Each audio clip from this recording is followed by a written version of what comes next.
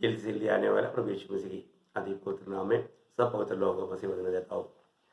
और ये एक दिन प्रभु ने आनंद काल का तैयारी के लिए दिया, आपसे वचन के साथ भेंट करने के लिए प्रभु ने सुंदर मौका दिया, उसके प्रति प्रभु को बहुत बहुत धन्यवाद देता हूँ।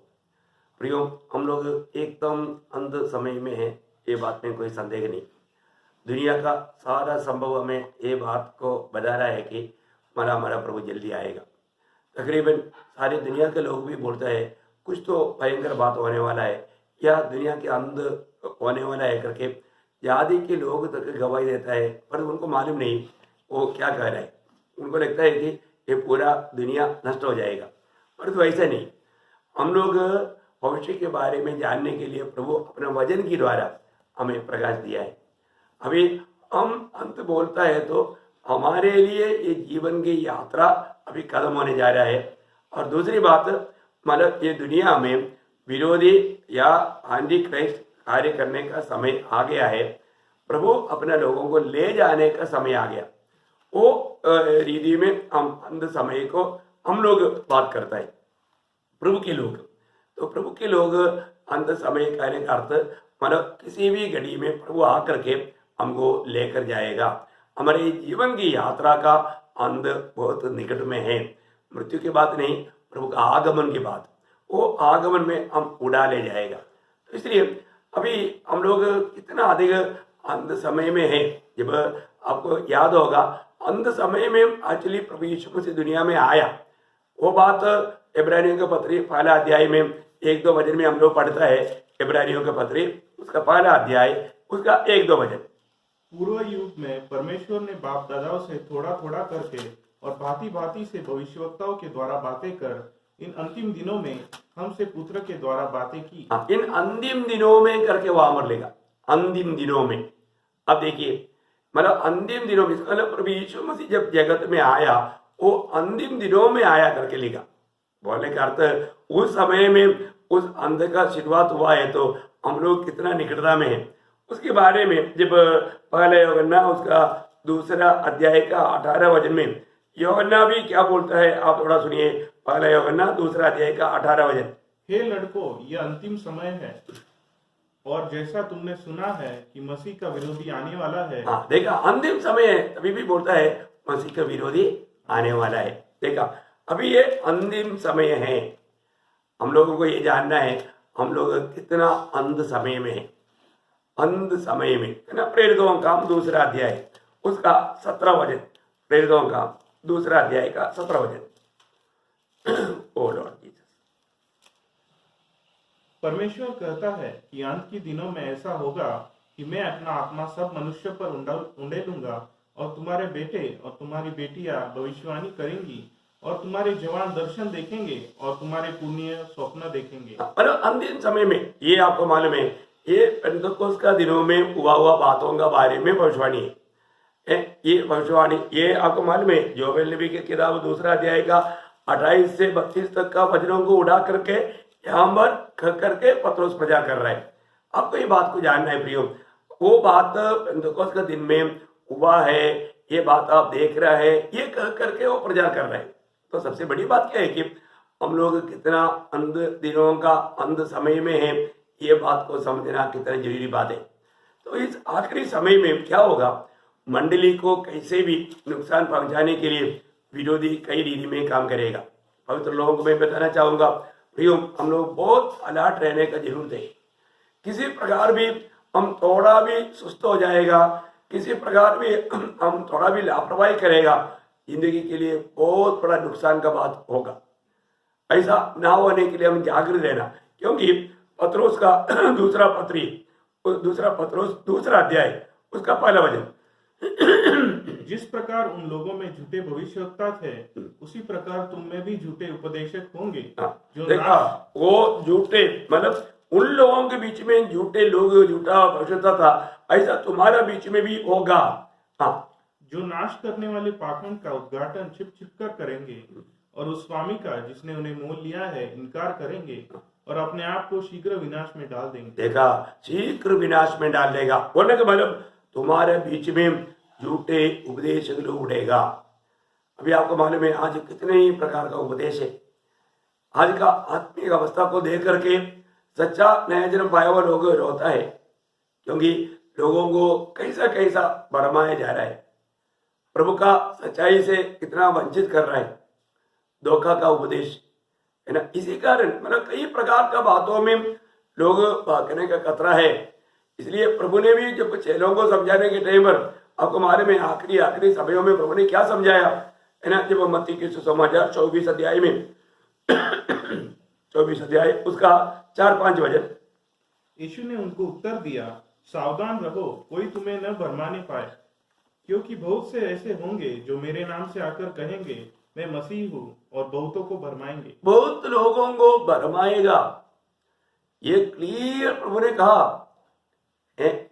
अभी आप देखिए, आदि में अंत जानने वाला प्रभु ने जो भी कहा, इस बातों में हमें कितना सावधान रहना चाहिए। और हम सावधान नहीं रहेगा तो तुम किसी प्रकार भी भरमाए जाने में नहीं आना, किसी प्रकार के धोखे में पड़ने नहीं रहना। प्रियो, आज हम लोग देखते हैं ना, हमारे साथ चलने वाला कितने लोग आज प्रभु को छोड़ करके दुनियादारी में चला गया, कितने प्रकार लोग विश्वास से मानो गिर गया, ये दौड़ को बंद कर दिया। आत्मीय जीवन में प्रभु में आने के बाद आखिरी तक एक उत्साह के साथ दौड़ना जरूरी बात है प्रियो। उसका 24 का 11 वचन पढ़ना। बहुत से झूठे भविष्यवक्ता उठ खड़े होंगे और बहुतों को भरमाएंगे। देखो, बहुतों को, इसका मतलब एक आधा को भरमाएगा ऐसा नहीं, बहुतों को भरमाने का अर्थ मतलब विश्वासी लोगों को भरमाया जाएगा, विश्वासी लोगों को इसी रीति में फंसाएगा। उसका 24 वचन भी पढ़ना। क्योंकि झूठे मसीह और झूठे भविष्यवक्ता उठ खड़े होंगे और बड़े चिन्ह और अद्भुत काम दिखाएंगे, कि यदि हो सके तो चुने हुओं को भी भरमा दे। देखा, चुने हुए को भी भरमाएगा। अभी आप देखो, बोलने का मतलब यहाँ पर एक्चुअली बोलता है कि सिर्फ चुने हुए नहीं, उपदेष्टा लोगों को तक भरमाएगा। ऐसा एक भयंकर अवस्था है। अगर हमें प्रभु का उपदेश के बारे में अगर हमें अच्छा ज्ञान नहीं है तो बड़ी आराम से भाग जाता है। अच्छा उपदेष्टा लोग भाग जा रहा है। मैंने कई लोगों के बारे में अच्छा रीति में प्रभु इस्तेमाल करने वाला कई लोग ऐसा भरमाया गया। आज वो सच्चा प्रभु का वचन को त्यज करके वो अपनी दुनिया में कुछ कीर्ति पाने के लिए या पैसा कमाने के लिए गलत रास्ताओं को अपनाया। ऐसा बहुत बातें हो रहा है प्रियो, हम लोग कितना सावधान रहना चाहिए।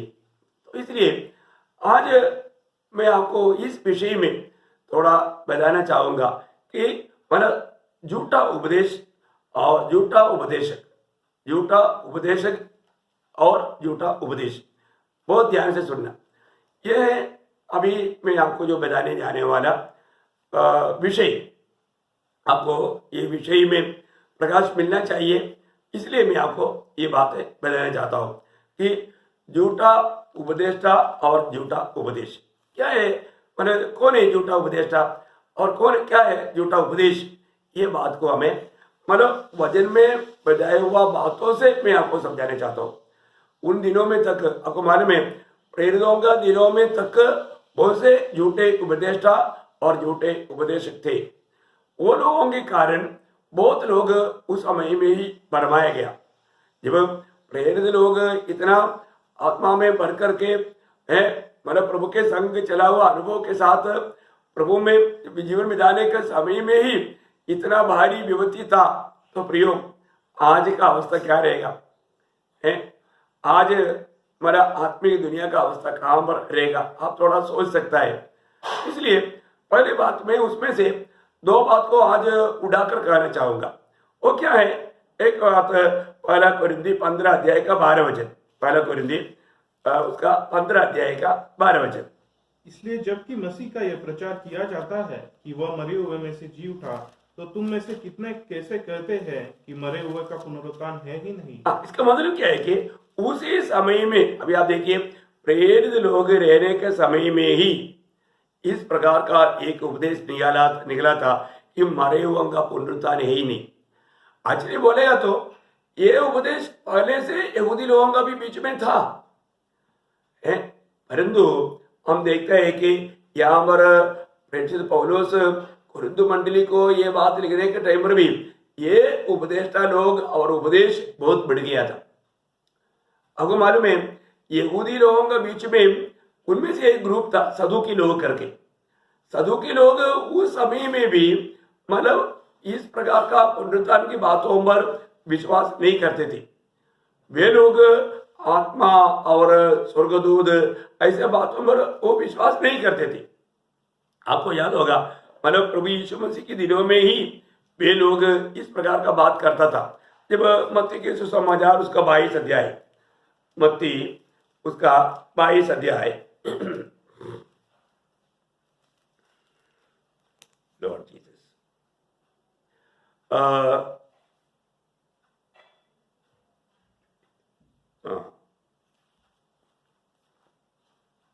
उसका 23 वचन, 22 अध्याय का 23 वचन। उसी दिन सदूकी जो कहते हैं कि मरे हुओं का पुनरुत्थान है ही नहीं, उसके पास आए और उससे पूछा, हे गुरु, मूसा ने कहा था कि यदि कोई पुरुष बिना संतान मर जाए तो उसका भाई उसकी पत्नी से विवाह करके अपने भाई के लिए वंश उत्पन्न करे। देखिए यहाँ पर सदूकी लोग प्रभु यीशु मसीह के पास आकर के पूछा हुआ एक बड़ा सवाल है। अब देखिए सदूकियों का कहना क्या है कि पुनरुत्थान नहीं है, और उसके लिए उन्होंने क्या किया वो संभव अगर आप देखेगा तो वो बात तो बहुत सरल रूप में आपको समझ में आएगा। प्रभु ने उन लोगों पर वो एक दृष्टांत कहता है ना, मतलब ये बात को प्रूव करने के लिए या यीशु मसीह उसकी जवाब ना दे पाए उस रीति में सोच करके। अभी देखो यहूदियों से एक ग्रुप है ये सदूकी लोग, सदूकी लोगों का बात आप देखिए। सदूकी लोग वो साधुक एक याजक था, उसका संतान है, रूढ़ी परंपरा है, वो लोग इन बातों पर विश्वास नहीं करता था। अभी वो लोग आगे क्या बोलते हैं, आगे पढ़िए। अब हमारे यहाँ 7 भाई थे। पहला विवाह करके मर गया और संतान न होने के कारण अपनी पत्नी को अपने भाई के लिए छोड़ गया। इसी प्रकार दूसरे और तीसरे ने भी किया और 7 तक यही हुआ।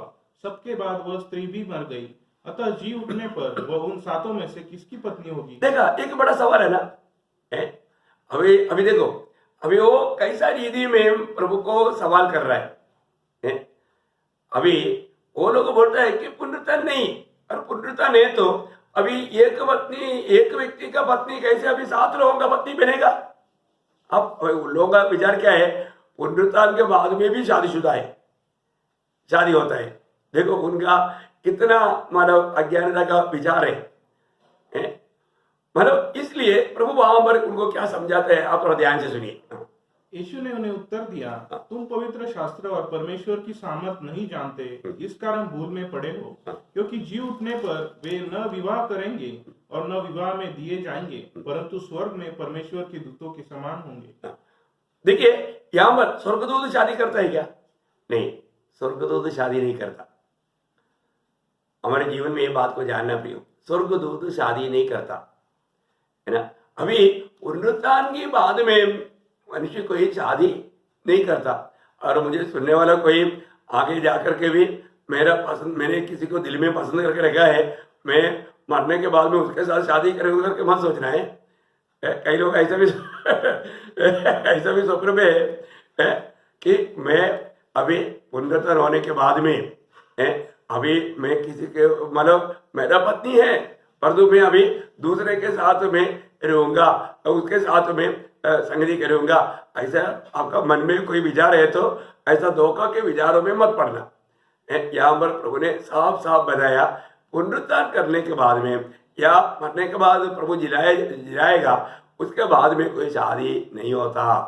हम स्वर्गदूतों का समान बन जाता है, स्वर्गदूत शादी नहीं करता है। ये बात बहुत सुंदर रीति में बताया। प्रियो हमारे प्रभु उसके आगे भी प्रभु कुछ बोलता है, परंतु मरे हुए का जी उठने के विषय में क्या तुमने यह वचन नहीं पढ़ा जो परमेश्वर ने तुमसे कहा, मैं अब्राहम का परमेश्वर और इसहाक का परमेश्वर और याकूब का परमेश्वर हूँ। वो मरे हुए का नहीं परंतु जीवितों का परमेश्वर है। देखा, वो जीवितों का परमेश्वर है। आपको मालूम है परमेश्वर प्रियो पहले बात मरने के बाद में वो एक पुनरुत्थान नहीं करके विश्वास किया था। अभी आप देखिए अभी प्रभु यहाँ पर उनको उड़ाकर कहता है कि क्या तुमने ये बात को नहीं पढ़ा? उसका 31 वापस एक बार पढ़ना।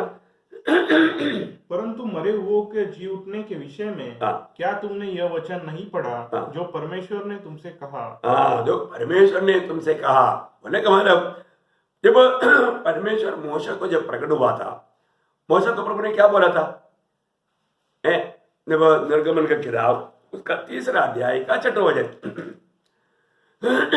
फिर उसने कहा, मैं तेरे पिता का परमेश्वर और अब्राहम का परमेश्वर, हाँ। इसहाक का परमेश्वर और याकूब का परमेश्वर हूँ। देखा, मतलब प्रभु वहां पर मोशे को प्रकट होने के टाइम पर बोलता है कि मैं तुम्हारा पिता अब्राहम, इसहाक, याकूब का परमेश्वर। मतलब प्रभु के लिए वो लोग जीवित है, वो लोग प्रभु की उपस्थिति में है। अब देखिए, वो मर गया, खत्म हो गया, इसके बाद में कोई जीवन नहीं, ऐसी अवस्था नहीं प्रिय। कितना अज्ञान से लोग क्या क्या सोचते हैं। अभी यह हमारे सदियों क्यों होगा, सोच विचार कितना गलत थे, कितना वो लोग अज्ञानता में थे, ये बात को हमें जानना। आज भी मानव मरने के बाद के जीवन के बारे में प्रभु के लोगों में भी बहुत लोगों को एक सच्चा प्रकाश नहीं, इसका सच्चा ज्ञान पाना जरूरी बात है। वही बात जब हम लोग सदुकियों के ऊपर का विषय में जब अगर आप पढ़ेगा तो प्रेरितों का काम उसका 23 अध्याय का 8 वचन में भी, प्रेरितों का काम उसका 23 अध्याय का 8 वचन, क्योंकि सदुकी तो यह कहते हैं कि न पुनरुत्थान है, न स्वर्गदूत और न आत्मा है, परंतु फरीसी इन सबको मानते हैं। हाँ देखो, वहां पर मतलब 2 ग्रुप है जब वेद ज्ञानियों में, वो एक सदुकी और एक फरीसी है। ये उपदेश देते थे, सिखाते थे, पर तो सदुकी लोग क्या सिखाते थे? आत्मा नहीं है, हाँ पुनरुत्थान नहीं है, मतलब कोई स्वर्गदूत नहीं है। देखा, इन बातों पर वो लोग विश्वास नहीं करते थे। मैं आपको बताया ना, मतलब ये भी एक याजक का वंश में से आया हुआ लोग है। अब 2 शामुएल 8 अध्याय का 17 वचन पढ़ेगा तो वहां पर साधु एक याजक था, उनकी पीढ़ी है ये बात को सिखाते हैं। बहुत भयंकर बात है ना। ऐसा एक व्यक्ति फिसल जाने के बाद में वो पीढ़ियों में भी उसका कितना असर पड़ता है। वो लोग ऐसा सिद्धांतों को लेकर के लोगों को कैसे बर्बाद है, परखना प्रियो। ये बात उन दिनों में प्रभु यीशु मसीह जब ये दुनिया में था, तभी भी यहूदी लोगों के बीच में ऐसे ऐसे कुछ झूठा शिक्षण चलते थे। आप देखिए कितना भयंकर बात है प्रियो। हमारे जीवन में प्रभु का सच्चाइयों को जानना, वो सच्चाइयों को थामा रहना कितना जरूरी बात है। और हमको कोई ना समझाएगा तो कितना जल्दी हम बहक सकता है। इसलिए मतलब मंडली जीवन में आने के बाद में आपको मालूम है कि हमें उपदेश के बारे में अच्छा जानकारी चाहिए। उधार पाया हुए लोगों में वो लोग क्या करते थे, वो लोग इकट्ठा होकर के प्रभु का वचन को सीखते थे। आज ये जाने अनजाने खास करके इस कोरोना के दौरान बहुत लोगों को संगति करने का उत्साह बहुत लोगों को कम हो गया है ना। क्यों हो गया प्रियो? एक्चुअली एक परीक्षा था। वे लोग अपने जीवन में वो सोचता है कि बस हम अपने घर में हम सब लोग इकट्ठा होते हैं, बस काफी हो गया। ऐसे नहीं प्रियो। प्रभु का मंडली का सच्चा दर्शन पाना, प्रभु का शरीर का अच्छा दर्शन पाना, नहीं तो आपका आत्मीय जीवन में विरोधी बड़ी आराम से आपको धोखा देगा है ना। मंडली में प्रभु ने क्यों ऐसा लोगों को नियुक्त किया? आपको याद होगा जब मंडली की उन्नति के लिए जब एफिसियों का पत्री 4 अध्याय उसका 11 वचन से आप पढ़ना। एफिसियों उसका 4 अध्याय का 11 वचन से, उसने कुछ को प्रेरित नियुक्त करके और कुछ को भविष्यवक्ता नियुक्त करके और कुछ को सुसमाचार सुनाने वाले नियुक्त करके और कुछ को रखवाले और उपदेशक नियुक्त करके दे दिया। देखिए प्रभु ने मंडली को इस प्रकार का सेवकों को नियुक्त किया। ये बहुत बड़ी बात है ना। मंडली प्रभु का है प्रियो। हमको ये बात को जानना, हमारा प्रभु क्या काम करता है, ये प्रकाश आपको नष्ट नहीं होने देना प्रियो। प्रभु ने हमें मंडली में मिलाया, मंडली में मिलाया हुआ लोग हैं हम लोग। जितने लोग उधार पाते थे उनको प्रतिदिन प्रभु मंडली में मिला रहे। आप अकेले रहेगा, आपको बहुत आराम से विरोधी मतलब फरमाएंगे। आपको प्रभु ने मंडली में जोड़ दिया, जोड़ा है कि नहीं? और मंडली में क्या है, इस प्रकार का मानव प्रभु में हमें अगुवाई करने वाले लोगों को प्रभु ने नियुक्त किया और मंडली प्रभु का है। मंडली जीवन का वो प्रकाश कभी नष्ट ना होने दे प्रभु प्रियो, और ऐसा रहेगा आपका आत्मीय जीवन खत्म। क्योंकि सबसे बड़ी बात है प्रभु का पूरा चाह तो मंडली है प्रियो है। आपको मतलब प्रेरितों का में आपको याद है ना, दूसरा अध्याय का 47 वचन, उसके आखिरी भाग में लिखा है, जो उद्धार पाते थे उनको प्रभु प्रतिदिन उनमें मिला देता था। उनमें कहाँ मिला जाता था? मंडली में है, स्थानीय मंडली प्रियो। वो मंडली जीवन के बिना कैसा हमारा आत्मिक उन्नति होगा? मंडली में प्रभु का सारा प्रबंध है। अगर हमारा आत्मीय जीवन में ना कई लोग इतना प्रोत्साहन देने के बावजूद भी वो मंडली जीवन को, उसका महत्व को नहीं समझता, उनके प्रति अभी रोने के अलावा कुछ नहीं रह गया। प्रियो ये बात को समझो, आप प्रभु के सत्य वचन के खिलाफ मत जाओ। किसी ने आपको अगर भरमाया है तो भी आप ये बात को जान लो प्रियो, धोखा मत खाओ। कभी भी अपना मनमानी में कुछ भी कार्य करके आप धोखा खाना नहीं प्रियो। मंडली सबसे महत्वपूर्ण बात है, क्योंकि मंडली जीवन में प्रभु ने मंडली में जोड़ा। जो भी लोग उद्धार पाया उन लोग उनके साथ मिल गया। अब उसका 41, 42 भी बहुत इंपॉर्टेंट वचन है ना। अतः जिन्होंने उसका वचन ग्रहण किया उन्होंने बपतिस्मा लिया और उसी दिन 3000 मनुष्यों के लगभग उनमें मिल गए। एक मिनट, उनमें मिल गया, किसमें? प्रेरितों के साथ मिल गया। देखिए, प्रेरितों के साथ मिल गया, उनमें मिल गया, उन प्रेरितों के साथ वो लोग मिल गया। फिर उन्होंने क्या किया आप देखिए, या प्रभु ने उनको मिलाया। हमने अभी 47 में पढ़ा ना, जो उद्धार पाते थे उनको प्रभु प्रतिदिन वो मंडली में मिलाया, उन लोगों के साथ मिलाया। तो फिर उन लोगों ने क्या किया आगे 42 में, और वे प्रेरितों से शिक्षा पाने। देखा, वो प्रेरितों से शिक्षा प्राप्त किया। प्रियो, शिक्षा प्राप्त करना जरूरी है प्रियो, शिक्षा प्राप्त करना बहुत जरूरी बात है? अगर आप देखिए, आगे बढ़िए। और संगति रखने, संगति रखना प्रिय। देखो, आपको आज संगति है क्या? आपको संगति के प्रति आपका दिल तड़पता है क्या? है? देखो, आज कम से कम हम लोग पुनरुत्थान के दिन में 2 मिनट बाहर होकर के एकत्रित हो रहा है, उसमें भी आप भाग लेते हैं क्या? और वो भी प्रभु को महिमा देने के लिए। बहुत थोड़ा अपना हमारे दिल को परखो, सही में उस उद्धार का आनंद में मिल पा रहे क्या? प्रभु की आराधना, प्रभु का महिमा, आराधना हमारे जीवन ही आराधना है। लेकिन एकत्रित होने का महत्व को आप सोचो प्रियो। हमें हमेशा प्रभु को महिमा देकर के जीवन बिताना है, प्रभु के साथ चलना है। लेकिन एकत्रित होना कभी नहीं छोड़ना प्रियो। ये एकत्रित होने पर आपको मालूम है, प्रभु का उपदेश, प्रभु ने नियुक्त किया हुआ दासों के द्वारा प्रभु की आलोचना मिलेगा। प्रभु हमेशा दासों से बात करता है मंडली को देने के लिए। मतलब आपको मालूम है, ये भाग को नहीं छोड़ते हुए मतलब प्रकाशित वाक्य में मैं आपको बोलना चाहता हूं, जब मतलब उस मंडली का दूध को लिख, वहां पर क्या लिखा?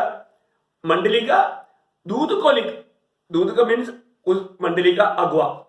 देखिए, मैं एक बात आपको बताना चाहूंगा, मतलब उस दूध, मतलब प्रभु का वचन कहता है कि मंडली का दूध को लिख। मंडली का दूध को या मंडली के अगुआ को ये लिखता है। मतलब उसका एक शब्द मैं आपको पढ़ाऊंगा, प्रकाशित वाक्य उसका 2 अध्याय का 18 वचन पढ़िए। थुआतीरा की कलीसिया के दूत को यह लिख। दूध को अभी हर एक मंडली के लिए ऐसे लिखा है। मतलब परगमुस का मंडली के बारे में उसका 12 वचन, परगमुस की कलीसिया के दूत को यह लिख। उसका 8 वचन, स्मुरना की कलीसिया के दूत को यह लिख। बोलने का अर्थ क्या है प्रियो? हालेलुया। उसका तीसरा अध्याय का पहला वचन। सरदीस की कलीसिया के दूत को यह लिख। हाँ देखिए, हमारा उसका 7 वचन, फिलिदिल्फिया की कलीसिया के दूत को यह लिख। उसका 14 वचन। लौदीकिया की कलीसिया के दूत को यह लिख। देखिए यहाँ पर सब क्या लिखा है? मानो उसका दूध बोलेगा तो उस मंडली का अगुआ, मंडली का अगुआ से प्रभु बात करता। अब देखिए, तो ये बहुत गहरी बात है। मतलब मंडली जीवन का महत्व जानने के लिए मैंने ये बात को बताया आपको प्रियो। अगर हम मंडली जीवन से बाहर जाना, ये विरोधी का लक्ष्य है। हम प्रभु की संगति में बना नहीं रहना, एक सच्चा मंडली जीवन नहीं बिताना। आप जो विषय जानना चाहिए वो आपको उसका सिखलाई नहीं मिलना है। आप देखो, मंडली प्रभु का शरीर है, वो शरीर से अलग करेगा तो फिर प्रियो आत्मीय जीवन खत्म हो गया। और विरोधी का लक्ष्य पूरा ऐसा है, कोई ना कोई बात ला करके लोगों को मंडली से दूर करे। मैं आपको बहुत नम्र विनती करता हूं, आज आपका मंडली जीवन कैसा है? मंडली जीवन में आने के बाद में क्या होता? वहां पर प्रेरितों का शिक्षण मिलता है और संगति में होकर के और अपना आत्मिक उन्नति होता है। संगति बहुत जरूरी बात है। और खास करके मालूम इब्रानियों 10 का 24-25 में लिखा है कि जैसे जैसे दिन निकट आता है संगति अधिक किया करो। संगति अधिक किया करना। आज संगति करने में आपका उत्साह कैसा है? अभी हम जानते हैं प्रभु का आगमन बहुत निकट है, और जो कुछ लोग करता है, कुछ लोग संगति को छोड़ देगा, वो भी वहां पर लिखा है ना। उसको मिल गया तो पढ़ सकता है।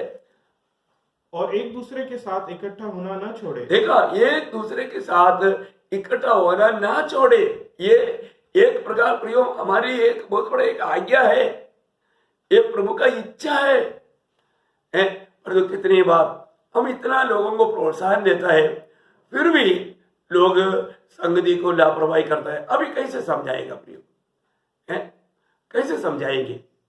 आप सोचो, एक सच्चा उद्धार का अनुभव है तो उनका दिल में संगति का तड़प रहता है प्रियो, सच्चा तड़प रहता है। ये दूसरे के साथ इकट्ठा होना, ये ना छोड़ना प्रियो। और आगे, जैसे कि कितनों की रीति है। देखा, जैसे कि कितनों की रीति है, इसका मतलब उस लिस्ट में भी कुछ लोग हैं संगति को लापरवाही करेगा। आप ऐसा लिस्ट में है क्या? बहुत लोगों ने ऐसा रीति बनाया है, बहुत दुख लगता है। आप ये बात सुनने के टाइम पर आपको दिल को और भी कठोर ना करो प्रियो। मैं आपसे नम्र विनती करता हूं, आप जहां पर भी अगर धोखा खाया है उसे मन फिरो, पछताव करो, है ना। प्रभु को वचन में अपना गलतियों को कबूल करके उसे पूर्ण रूप में मन फिरो प्रियो। अभी भी रोज अपने मन फिरावट की जरूरत है। हम किसी प्रकार का धोखा उपदेश में जाकर के फंसना नहीं प्रियो। कोई दुनिया की बातों में, दुनिया के मोहों में कोई हमको ना फंसाए प्रियो। कई प्रकार लोग विश्वास को त्यागने वाला एक टाइम है। कई रीति में झूठे उपदेशों के कारण ऐसे बातों पर लोग गिर सकता है। अभी कई लोगों का एक झूठा तसली क्या है, अरे अगर नहीं गया तो भी क्या हो गया, यूट्यूब में संदेश तो आता है ना प्रियो। देखा, ये भी एक बहुत बड़ा एक धोखा का एक विचार है प्रियो। हम लोगों को प्रभु का वचन के अनुसार एकत्रित होना बहुत जरूरी बात है। हमें आपस में मिलना जरूरी बात है, क्योंकि खास करके आपको मालूम है उसके आगे क्या लिखा है, पर एक दूसरे को समझाते रहे, और जो जो उस दिन को निकट आते देखो, त्यों और भी अधिक यह किया करो। और भी अधिक ये किया करो। देखा, हम प्रभु के आगमन की निकटता में है करके आप जरूर विश्वास करता है, आप जरूर गवाही देगा। हम लोग सोचने से बढ़कर प्रियो, हम लोग बहुत, मैं तो ये विश्वास करता हूं आज शायद प्रभु आएगा करके। हमको और एक पुनरुत्थान का दिन हम मिल करके प्रवेश कर पाएंगे, प्रभु का महिमा कर पाएंगे, ऐसा नहीं लगता। इतना निकटता में प्रियो, लेकिन प्रभु हमको अवसर दे रहा है, वो प्रभु का कृपा है। लेकिन कोई भी समय में हम प्रभु के उपस्थिति में उड़ा लिया जाएगा। आप कब एक मत सोचना प्रियो अभी ज्यादा लंबा समय मिलेगा करके। हम प्रभु का आगमन का बहुत निकटता, तो पवित्र लोगों को मैं हमेशा मंडली में लोगों को बोलता था कि हम लोग जितना संगति करता है उसे बढ़ करके आप लोग जितना समय मिलता है तो आपस में भी मिल करके एक दूसरे को प्रोत्साहन करना जरूरी बात है प्रियो। ये प्रोत्साहन का बात जरूरी बात है, हर एक लोग करना चाहिए। अपने बीच में कोई भी आत्मीय जीवन में जो कमजोर दिखता है उन्हें प्रोत्साहन करना बहुत जरूरी बात है? या आत्मीय जीवन में उन्नति पाए वाले लोगों के साथ संगति करना कितना अच्छी बात है, हमारा आत्मीय जीवन में उन्नति पाने का कारण बनेगा। तो वहां पर प्रेरितों का हम दूसरा अध्याय का 42 में हम जब पढ़ रहा था वहां पर वो बोलता है मतलब प्रेरितों से उपदेश सीखने, संगति करने और रोटी तोड़ना। अभी आपको मालूम है क्या? आप सोचिए, आप प्रभुमेश में शामिल होकर कितना दिन हो गया और प्रभुमेश में शामिल होता है क्या है? अगर आप सोचेगा नहीं मैं घर में ही भक्ति करना बहुत बड़ी बात है? आप घर में बैठ करके आप प्रभुमेश करता है क्या? और ऐसा करता भी है तो कितना गलत बात है, क्योंकि प्रभु नियुक्त किया हुआ स्थानों में ही वो कार्य होगा, वो मंडली में रहेगा। मंडली का महत्व लोग नहीं जाना पियो, इसलिए ये धोखा होता है। मतलब एक घर में भी प्रवेश कर सकता है, क्योंकि घर घर की मंडली आपको मालूम है, मंडली मतलब बाइबल में जो भी शुरुआत का मंडली घर घर में होती थी, लेकिन वो मंडली होना, वो एक स्थानीय मंडली होना फिल्मों का घर में मंडली था है। तो सबसे बड़ी बात है कि हम लोग भी जब शुरुआत किया तो अपन घर में ही शुरुआत किया था। मैं एक बात आपको बताना चाहूंगा कि अपने जीवन में आज हम लोग प्रभुमेश में शामिल होकर के प्रभु का महिमा कर पा रहे हैं क्या? एक करीब 8 महीना हम लोग कोई भी संगति नहीं कर पाया, उस समय में हमको प्रभुमेश नहीं कर पाया। अब देखिए प्रभु ने हमको उस अवस्था से थोड़ा पार करा करके अभी मौका बना कर दिया, तो हम कितना खुशी के साथ हम संगति करके प्रभुमेश में भी शामिल होकर के प्रभु का अधिक महिमा करना चाहिए, है ना। आज बहुत लोगों ने शायद ये कोरोना के पीरियड के अंदर में उन लोगों ने प्रभुमेश का भी महत्व उन्होंने छोड़ दिया, वो उसको नष्ट हो गया। कितना दुख वाला बात है प्रियो। आज बहुत लोगों का उसके आगे हम जब देखता है और प्रार्थना करने में लवलीन रहे। देखो, प्रार्थना करने में भी लवलीन रहा। एक सच्चा संगति अगर हमें मिलने से हमारा प्रार्थना जीवन में भी हमेशा उन्नति रहेगा। आज हमारा प्रार्थना जीवन कैसा है? एक सच्चा प्रार्थना जीवन में बना रहने वाला व्यक्ति कभी भी संगति को नहीं छोड़ेगा, कभी भी प्रभुमेश में से दूर नहीं रहेगा। प्रभु के उपदेश सीखने के लिए उनके अंदर उत्साह रहेगा, रहना ही चाहिए, है ना। प्रभु का शरीर का अंग बनने के बाद में एक बात मैं आपको बताना चाहूंगा, कभी भी अकेला नहीं होना प्रियो, अलग नहीं होना। वो उसके लिए विरोधी कोशिश करता है, हमारे आत्मीय जीवन को तोड़ने के लिए, हमें एक साथ मिलने के लिए, रुकावट लाने के लिए विरोधी कोशिश करता है। अपना काम है हम एक दूसरे को प्रोत्साहन करते रहे, एक दूसरे को प्रभु का वचन के द्वारा हमेशा प्रभु में और भी आत्मिक उन्नति पाने के लिए प्रोत्साहन करना हमारा सबसे बड़ा कर्तव्य है।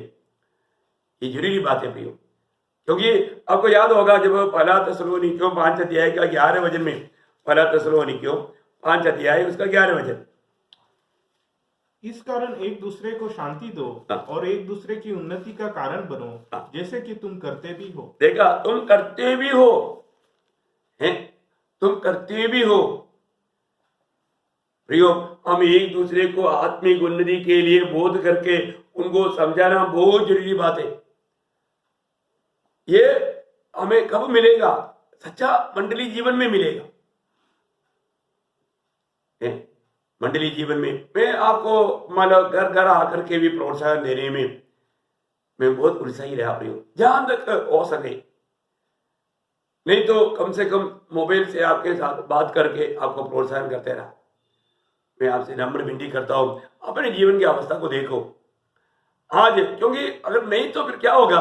जब इब्रानियों का पत्री उसका 3रा अध्याय उसका 13 वचन, इब्रानियों उसका 3रा अध्याय का 13 वचन, वरन जिस दिन तक आज का दिन कहा जाता है, हर दिन एक दूसरे को समझाते रहो, ऐसा न हो कि तुम में से कोई जन पाप के छल में आकर कठोर हो जाए। हाँ देखा प्रियो, हम एक दूसरे को समझाते रहने की जरूरत है।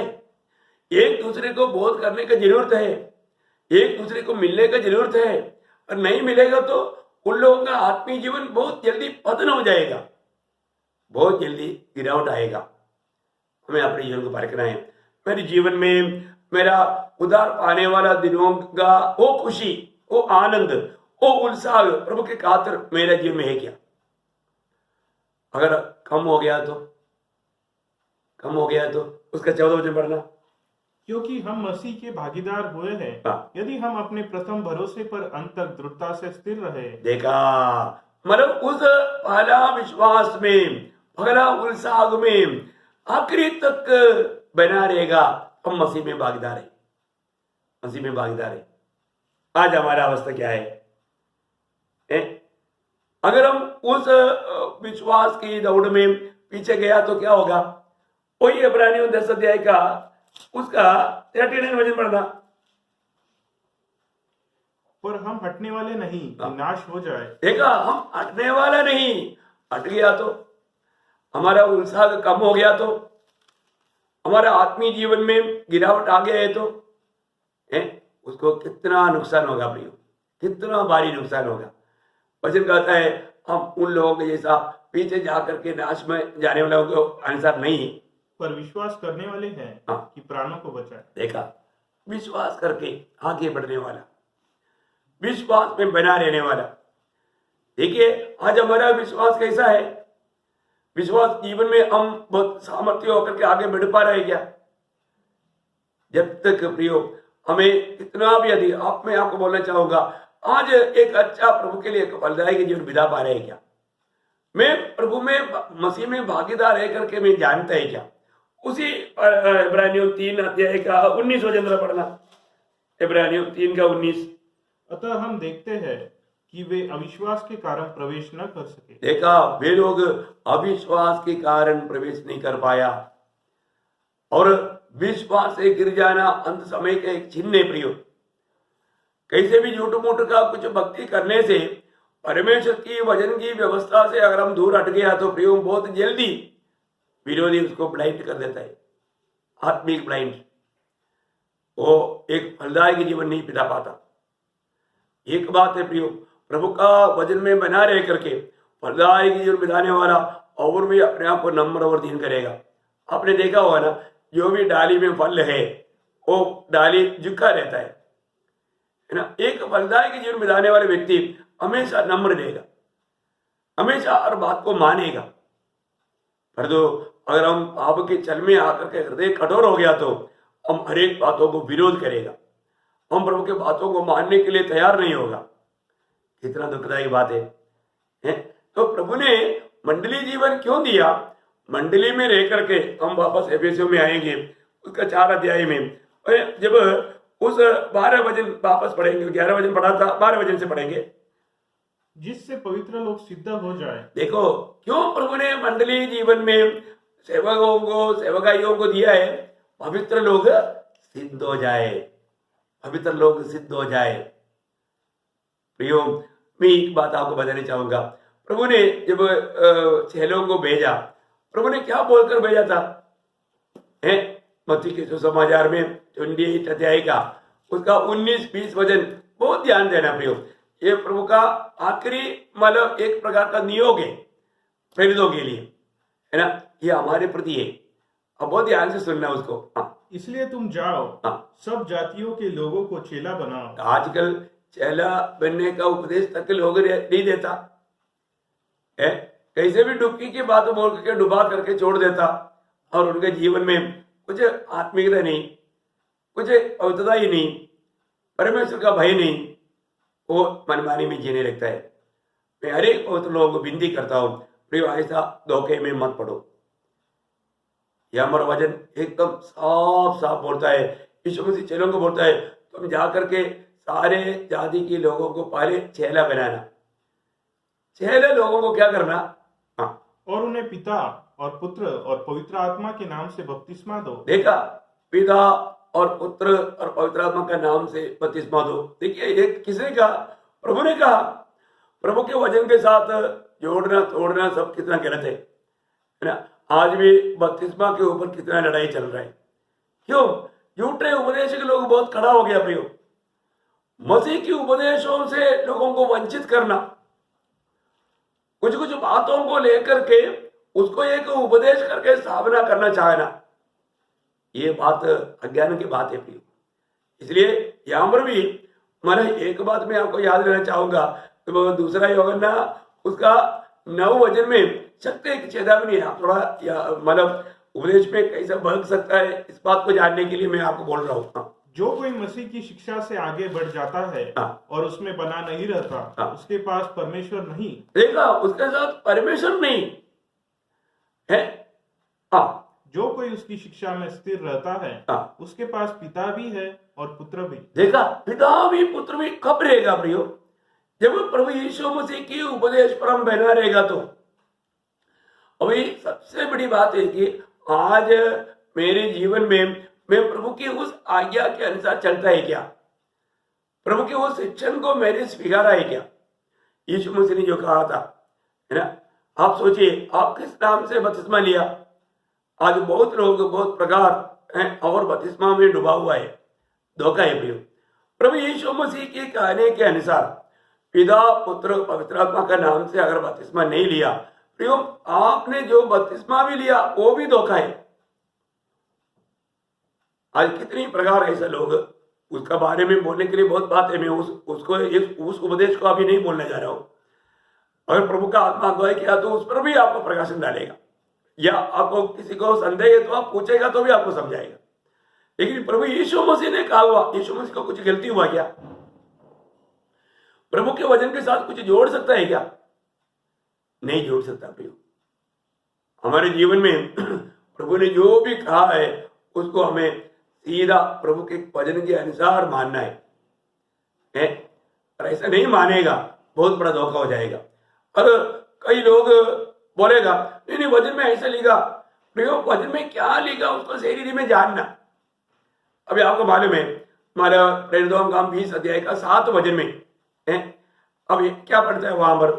प्रेरितों काम 20 अध्याय का 7 वचन में, सप्ताह के पहले दिन जब हम रोटी तोड़ने के लिए इकट्ठे हुए। देखो, वो लोग रोटी तोड़ने के लिए इकट्ठा हुआ, इसका मतलब वहां पर दाखरस नहीं था क्या?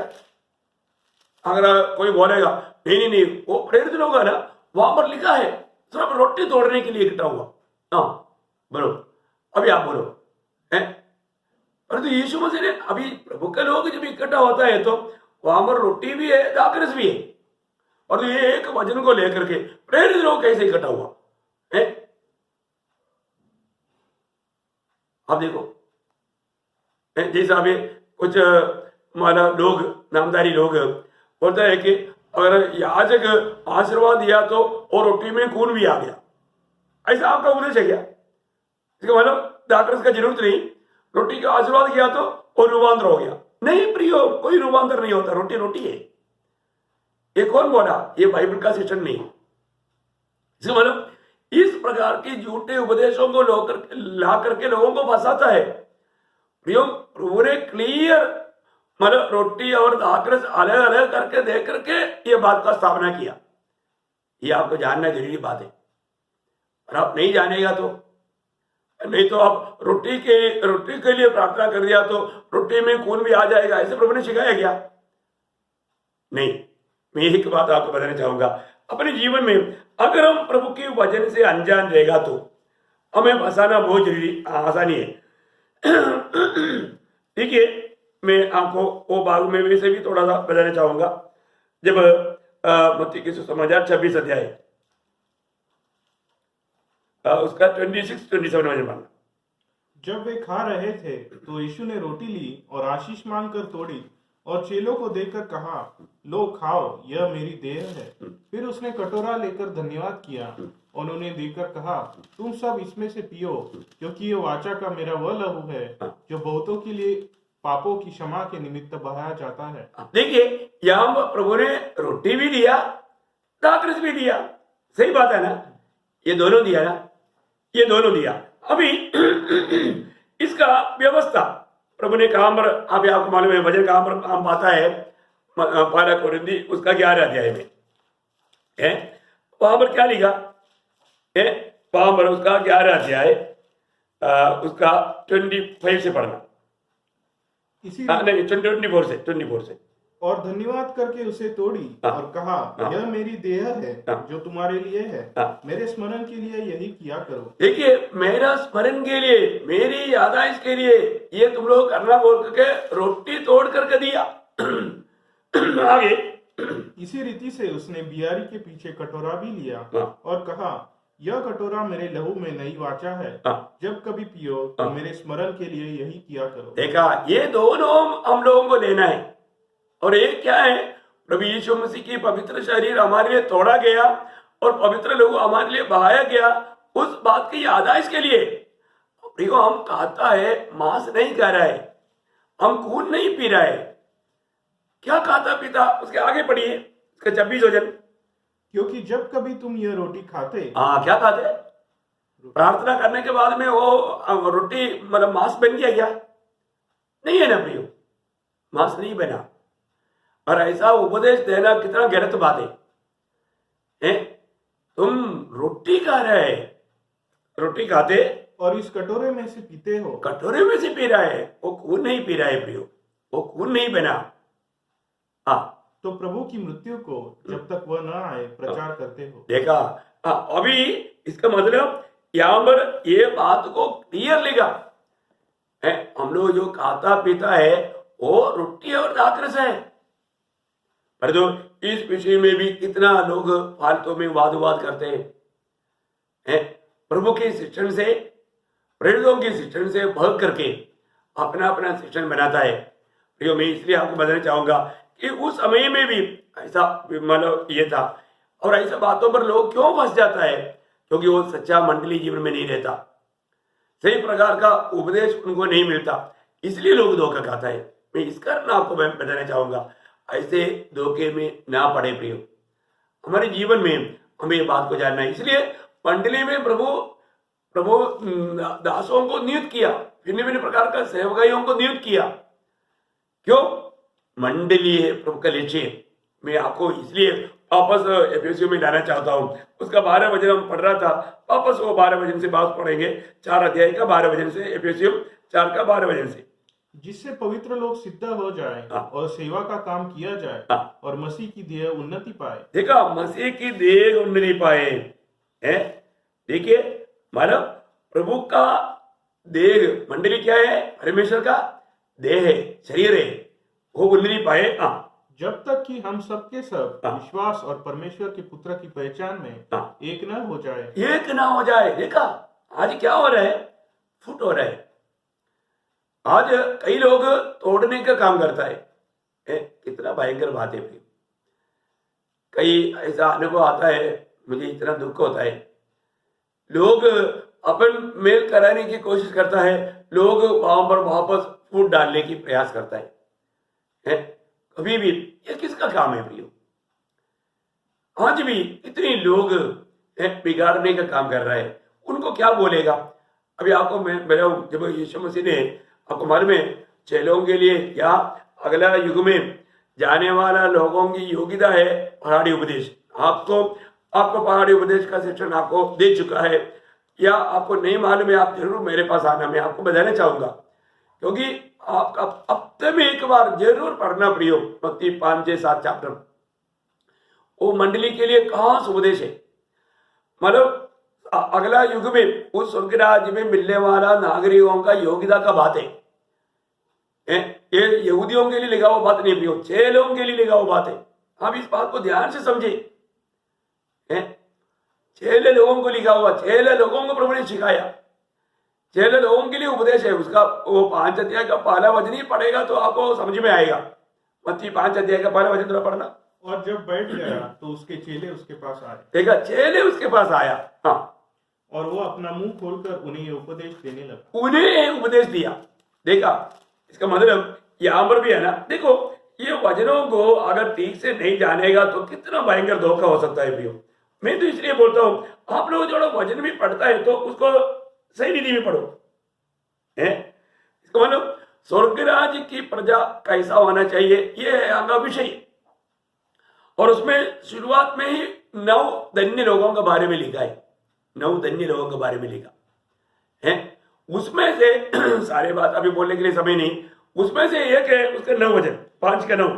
धन्य है वे जो मेल कराने वाले हैं। देखा, मेल कराने वाला, धन्य है वे जो मेल कराने वाला है? हमारे जीवन में आज हम क्या करता है? हम मेल करवाता है क्या? जो मेल कराता है, क्योंकि वे परमेश्वर के पुत्र कहलाएंगे। देखा, वे परमेश्वर की पुत्र कहलाएगा। प्रियो, ये कितना श्रेष्ठ बात है?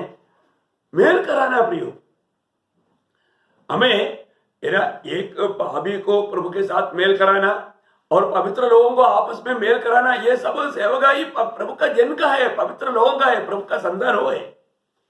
पर तो कई लोगों का काम क्या है, जो भी है उसको, और भी आपको मालूम है आज संगठना का लोग क्या करता, उस संगठना से ही संगठना में लाता, बोलता है कि उस संगठना से भी हमारा बेहतर संगठना है, तुम्हें बहुत फायदा है। दुनिया की फायदा सिखा करके, दिखा करके लोगों को फंसाता है। आज आत्मिक दुनिया कितना भ्रष्ट हो गया प्रियो। सही में प्रभु का उस दिया हुआ दिल के साथ, आत्माओं का बोझ के साथ उस स्वर्ग के दर्शन में कितने लोगों सेवा कर रहा है? क्या आप अपने साम्राज्य बना रहे हो? क्या आप एक बाबेल को बना रहे हैं क्या, या प्रभु का शरीर को बना रहे हैं? आप रखो प्रिय अपने जीवन को, अपनी सेवकाई को। अगर सेवक है तो मैं आप सेवकों से पूछना चाहता हूं, आप क्या करता है प्रिय? आप प्रभु के सत्य वचन में, प्रभु का यीशु मसीह के उपदेश में बना रहता है क्या?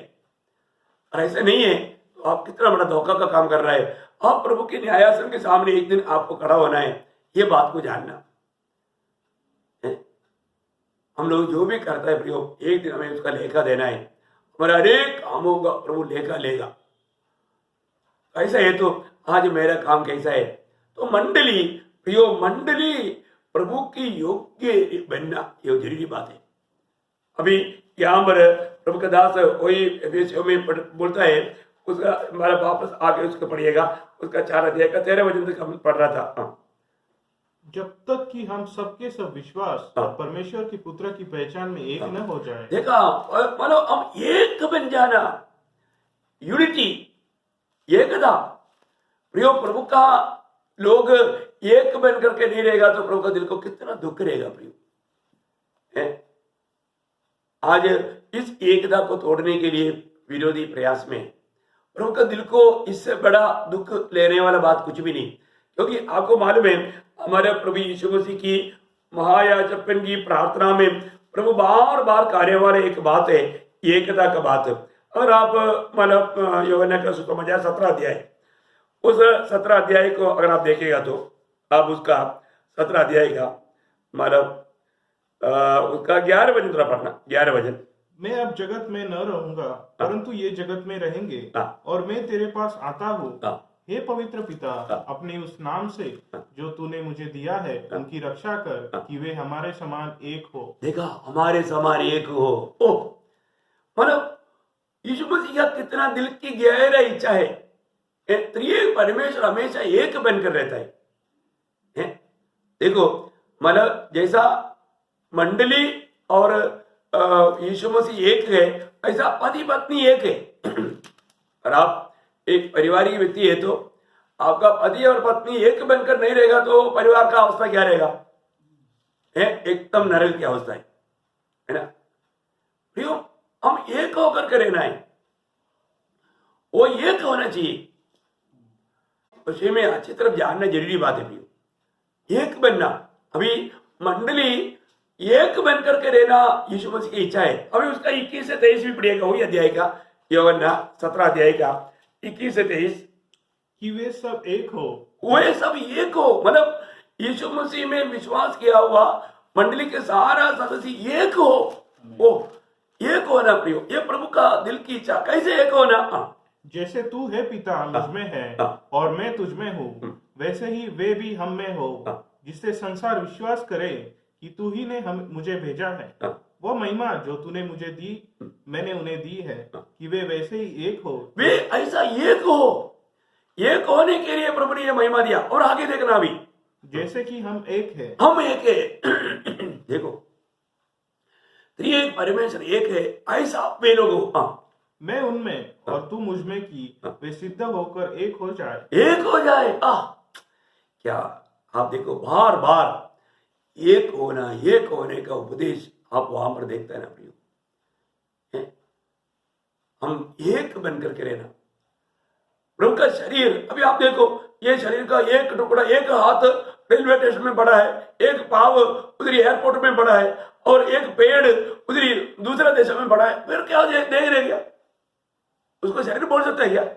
नहीं, नहीं बोल सकता। एक बनकर रहना प्रियो। प्रभु का मंडली, प्रभु का शरीर है, वो एक बनकर रहना, वो सिर की अधीन में रहना, उसकी आलोचना में रहना। कितना सुंदर रीति में प्रभु ने यहां पर बोलता है, वे सब एक हो प्रियो। और एक नहीं रहेगा, कई प्रकार का धोखे में पड़ जाएगा। और शरीर से जब अलग होने का अर्थ सड़ जाना है, मर जाना है, उनका आत्मिक मृत्यु हो जाता है ना। पर वापस हम एफेसियों में आएंगे, ये विषय बोलेगा तो जल्दी खत्म होने वाला बात है ही नहीं है। उस एफेसियों उसका 4 अध्याय का 14 वचन, ताकि हम आगे को बालक न रहे, हाँ। जो मनुष्यों की ठग विद्या। देखा, मनुष्यों की ठग विद्या, मतलब मनुष्य आपको कैसे भी फंसाने के लिए कोशिश करेगा। मनुष्यों की ठग विद्या में कहीं धोखा ना खाए। हाँ, आगे। और चतुराई से हाँ, उनके भ्रम की युक्तियों के, हाँ देखा, उनकी भ्रम की युक्तियों की और उपदेश के हर एक झोंके से हाँ। उछाले और इधर उधर घुमाए जाते हैं। देखा प्रियो, बहुत लोग आत्मीय जीवन में सही प्रकार नहीं बैठने के कारण क्या हो गया है, शैतान ने बहुत उपाय के द्वारा झूठे उपदेशों में फंसा करके लोगों को बर्बाद किया। ये आज बहुत उदार पाए वाले लोगों के जीवन में भी हम देखते हैं। वे लोग सच्चा शिक्षण में बना नहीं रहा, इधर उधर भटकते रहा, आखिर में वो गिर गया। कितना दुखदायी बात है प्रिय। तो प्रभु चाहता है कि प्रभु के लोग ऐसा कभी ना रहे, वे लोग एक बनकर रहे, प्रभु का सत्य वचन को थामे रहे। और आगे इसको, जिससे सारी देह हाँ। हर एक जोड़ की सहायता से हाँ। एक साथ मिलकर एक साथ मिलकर के प्रभु का शरीर एक साथ मिलकर के और एक साथ गढ़कर उस प्रभाव के अनुसार, हाँ। जो हर एक अंग के ठीक ठीक कार्य करने के द्वारा, हर एक अंग ठीक ठीक काम करने के द्वारा, हर एक अंगों को उसका कर्तव्य करने के द्वारा उसमें होता है, हाँ। अपने आप को बढ़ाती है, हाँ। कि वह प्रेम में उन्नति करती जाए। देखा, प्रेम में उन्नति करती जाए, बहुत बड़ी बात है। और भी आगे, इसलिए मैं यह कहता हूँ हाँ। और प्रभु में आग्रह करता हूँ, हाँ। कि जैसे अन्य जातीय लोग अपने मन की अनर्थ रीति पर चलते हैं, हाँ, देखो इसका मतलब क्या है कि हम लोग प्रियो और किसी की जैसा नहीं चलना। अभी हम प्रभु में एक होकर के प्रभु में बैठने का सारा कार्य प्रभु ने किया, एक बनकर रहना प्रियो। थोड़ा कुछ आत्मीय जीवन में अगर हम कुछ जान लिया तो घमंड नहीं होना है। हाँ, अभी मैं अपनी तरफ से मैं कुछ कर सकता हूं, नहीं प्रियो, ऐसा सोच में मत फंसना। ऐसा गर्व वो लोगों को भ्रष्ट करेगा, आत्मीय जीवन में गिरावट लाएगा। देखो वहां पर आपको याद होगा, उसी अध्याय में मतलब अगर हम 4 से 6 वचन जब पढ़ेगा, वही एफेसियों 4 से 6 में 7 बातें हम एक बनकर रहने का व्यवस्था प्रभु ने किया हुआ है। अब देखिए, बहुत अनमोल बात है। मंडली को इस एकता से वंचित करने में विरोधी एक सीमा तक विजय पा चुका है, क्योंकि वो लोग इन बातों में अज्ञान रह करके धोखा खाया, इसलिए वो लोग सही शिक्षण में बना नहीं रहा। ये कारण ये सब धोखा हो रहा है। अब देखिए, उसको मैं थोड़ा आपको बताऊं, उसका 4 एफेसियों 4 अध्याय का 4 से 6। एक ही देह है। देखिए, एक ही, देखो मंडली प्रियो एक ही देह है प्रियो। एक बात मैं आपको बताना चाहता हूं, एक देश में प्रभु का मतलब एक ही देह है।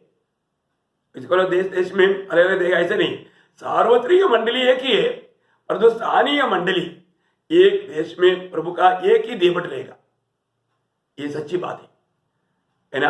मतलब अभी जैसे अभी नासिक बहुत बड़ा सिटी है, तो दूरी होने के कारण कई जगह पर लोग एकत्रित हो सकता है, पर तो वो देश का मंडली करके उसका नाम रहेगा नासिक मंडली। Praise Lord. ये नहीं उसको कोई मतलब संगठन के रूप दे करके अलग अलग नाम दे करके अलग अलग बात रहेगा, नहीं, ये वचन नहीं मानता है। एफेसुस का मंडली को लिख, कुरिन्थ मंडली को लिख, है ना, गलातिया मंडली को लिख। गलाती में बहुत मंडलियां था, पर दो एक ही नाम है। Praise the Lord. मैं एक बात आपको बताऊं, ये इसके खिलाफ में कौन उड़ा? विरोधी।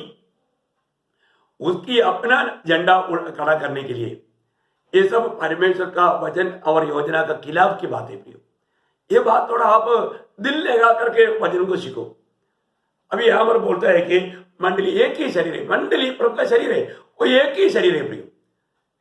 ऐसे नहीं, आज हम कई लेवल में देखता है, वो लेवल मनुष्य ने दिया है प्रियो, प्रभु की ओर से नहीं। प्रभु की ओर से ऐसा बात है ही नहीं। मैं इसको बहुत विशाल मैं आपको बताना चाहूंगा, आप थोड़ा धीरज के साथ ये बात को सीखना प्रियो।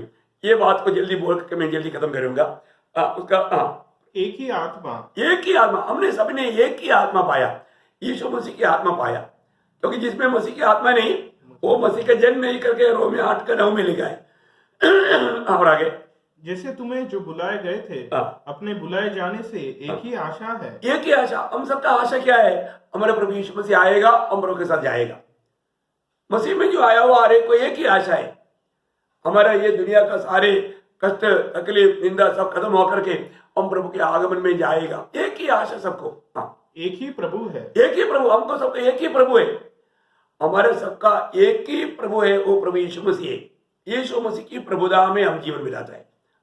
एक ही विश्वास, एक ही विश्वास, है ना। प्रभु यीशु मसीह मुझ पापी के लिए सूली पर मरा और वो मेरे लिए मरकर जी उड़ा, आज पिता की दाहिनी ओर बैठा है और वो मुझे लेने के लिए आएगा। मुझे वो एक ही विश्वास है, वो एक ही प्रभु पर विश्वास है ना। मेरा विश्वास, मेरे लिए प्रभु मरने के कारण मैं बच गया। मेरा पाप की सजा मृत्यु को प्रभु ने लिया, इसलिए मैं बच गया। अनंत काल का नरक की आग से मैं छुटकारा पाया। आज मैं जी रहा हूं, मैं नहीं जी रहा हूं, मुझ में मसीह जी रहा है। मैं उस विश्वास से जीता हूं। वही बात गलातिया 2:20 में फिर से पौलुस बोलता है, अब मैं नहीं, मसीह मुझ में जी रहा हूं।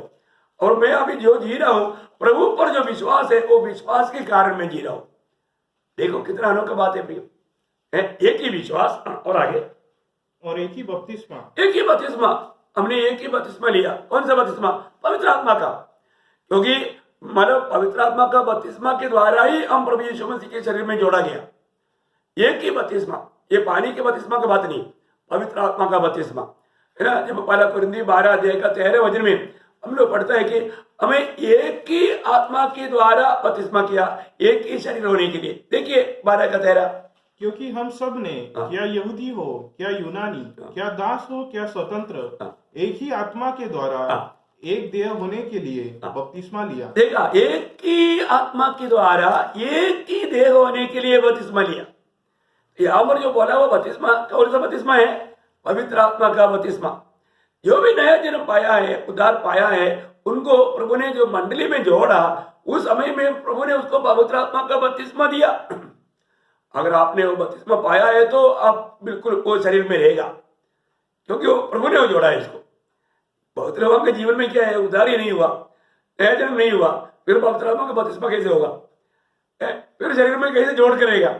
प्रियो, आप सच में प्रभु की सच्चा मंडली से जोड़ा हुआ व्यक्ति है तो आप पवित्र आत्मा का बपतिस्मा पाया हुआ व्यक्ति है। आपको एक ही बपतिस्मा किया पाया है। हमारे सबका एक ही बपतिस्मा है, दो प्रकार का बपतिस्मा नहीं, क्योंकि हम शरीर के साथ जोड़ा ही वो बपतिस्मा के द्वारा है। और आगे, और सबका एक ही परमेश्वर और पिता है। देखा, एक ही पिता है प्रियो, एक ही पिता है। यीशु मसीह की पिता हमारा भी पिता है। यीशु मसीह जी उठने के बाद में मरियम को कहने के टाइम पर बोला ना, क्या बोला? यूहन्ना 20:17 में ये बात बहुत अनोखा बात है प्रियो। प्रभु यूहन्ना 20 अध्याय उसका 17 वचन में जी उठने के बाद में मरियम को बोलता है, आखिरी भाग में लिखा है कि मेरे पिता और तुम्हारे पिता, कि मैं अपने पिता और तुम्हारे पिता। देखा, मैं अपने पिता और तुम्हारे पिता। देखा, हमारे सबका एक ही पिता है, एक ही पिता है। क्या अनोखा बात है। इसके बारे में बोलने के लिए बहुत बात है, लेकिन मैं आपको कम उसमें बोलना चाहूंगा प्रियो। हमको ये जानना, बहुत प्रकार का झूठे उपदेशों में लोग आज फंसा हुआ है। आज हमारे जीवन में ऐसा कोई गलती ना आए, ऐसे कोई धोखा में ना पड़े प्रियो। प्रभु का भय में आगे बढ़ना, प्रभु का सच्चा उपदेश में बना रहना। अभी अपन जो शुरू किया हुआ वो 2 बात भी अभी खत्म नहीं हुआ, मैं आपको बाकी बार कल का क्लास में लूंगा, बहुत बात आपको बताना पड़ेगा। प्रभु के सच्चा वचन को जानो, कैसे भी जीवन बिता करके आपका दिन को नष्ट ना करो। समय बहुत मूल्यवान है, जो जानना चाहिए वो जानो और सत्य वचन में बने रहो, नहीं तो बहुत बड़ा धोखा है। प्रभु ने चेलों को भेजने के टाइम पर बोला, जो चेला बना करके जो भी मैंने तुम्हें सिखाया उसको मानना सिखाओ, मानो भी, अब ये सच्चाई को मानो। ये प्रभु का सत्य वचन मैं आपको बता रहा हूं, मैंने अपनी तरफ से कुछ भी नहीं बोला, सब बात प्रभु के वचन के द्वारा जो सच्चाई है वो मैं आपको बता रहा हूं। आजकल बहुत लोगों को सच्चाई कड़वा लगता है, नहीं प्रियो, आपको बुरा ना लगे, आप ये सच्चाई को आप स्वीकार करके एक सच्चा आत्मीय जन्म के जीने के लिए अपने जीवन को समर्पण करो। प्रभु आपको बहुत सहायता करे, प्रभु का अनुग्रह आप सबके साथ हो। आमीन।